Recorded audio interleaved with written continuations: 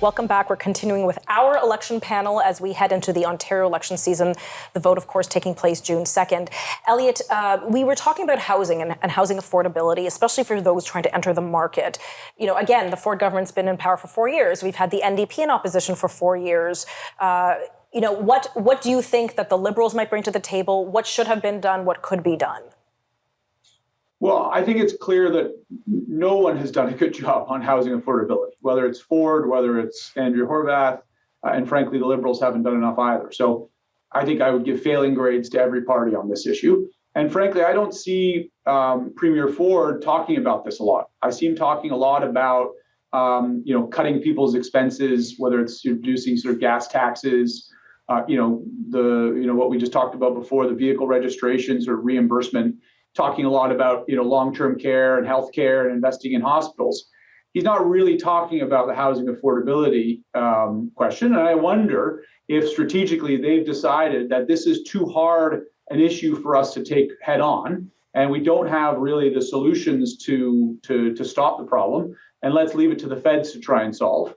And let's just criticize the feds and say the federal government needs to do more on this issue, and instead focus on issues, other pocketbook issues and healthcare, which is always top of the list, because tackling and solving the housing affordability question is hard and is not going to happen in this next election cycle or probably the next couple of years. This is a structural problem that the entire country faces. Okay, and I appreciate what you're saying. I still do think that there needs to be more of a will from politicians to do something and not just pass the buck. And I agree, yes, downloading the problem, uploading it to the federal government, it's easy to do, but at the remains of the day, we have, I'm a mom of 5. I'm wondering, am I going to have to pay a down payment for each of my children, even just to potentially afford to live in Ontario? It's shocking when I think of it.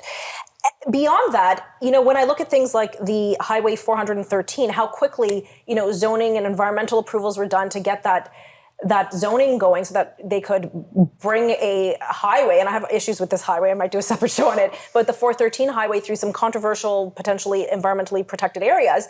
Where's the will to build more housing, bring more supply in? What happened to that? Yanni, why don't we see more loosening of the red tape for more development? I think, there's also the big factor of municipal governments. The municipal governments in Ontario tend to fall more left-leaning, you would find. So there is a lot more hesitancy with respect to development around protected areas that are, protected under various environmental statutes, such as wetlands or even the Ontario Greenbelt. So I think there's a lot of, bigger issues at hand that the Ford government, or any provincial government for that matter, needs to take a look at when they're considering these sorts of projects. Now, you mentioned the environment. Let's talk about some environmental policy. And Yanni, maybe I'll start with you.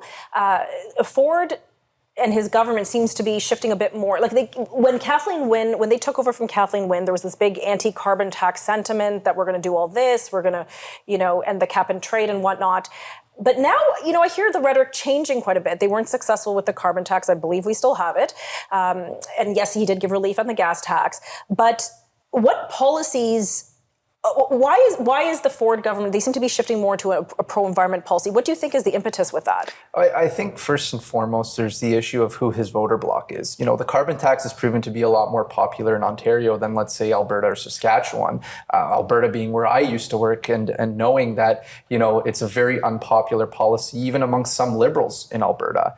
I think what the Ford camp has done is looked at, who our voter base is, who do we want to vote for us at this point, which is why you've seen sort of a shift to be more environmentally friendly, per se, in terms of policies. Do you agree with that, Elliot? Do you think do you think this is a new area that the Ford PC government can fill, that they can fill as being the pro-environment rallying group? Or is this something that really people associate more with the Liberal Party as this is their thing, they're championing? Well, 2 points on that. First, I think the Liberals always wanted to make the environment more of an issue at the provincial level, and the Ford team knew that. And so to, in a sense, head them off at the pass, they needed to look like they were doing more on the issue so that those attacks would be blunted.